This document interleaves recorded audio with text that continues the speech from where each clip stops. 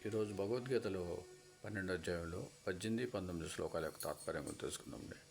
గురు బ్రహ్మ గురు విష్ణు గురుదేవో మహేశ్వర గురు సాక్షాత్ పరబ్రహ్మ తస్మై శ్రీ గురవే నమః. 18వ శ్లోకం. సమశత్రౌ చ మిత్రే చ తథా మానవమానయోః శీతోష్ణ సుఖదుఃఖేషు సమసంగ వివర్జితః.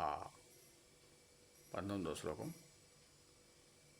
తుల్య నిందాస్తుతిర్మౌని సంతుష్టో ఏన కేనచిత్ అనికేతః స్థిరమతిః భక్తిమాన్మే ప్రియో నరః.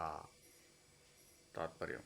శత్రుమిత్రులు, పూజా పరాభవాలు, శీతోష్ణ సుఖదుఖాలు, నిందాస్తుతులు వీటి ఎడ సమదృష్టి కలిగి లభించిన ఏ కొద్ది తోడనో పరితృప్తిని పొందుతూ మౌని అయి స్థిర నివాసం లేక నిశ్చల చిత్తాన్ని, భక్తిని కలిగి ఉండే వ్యక్తి నాకు ప్రియమైన వాడు.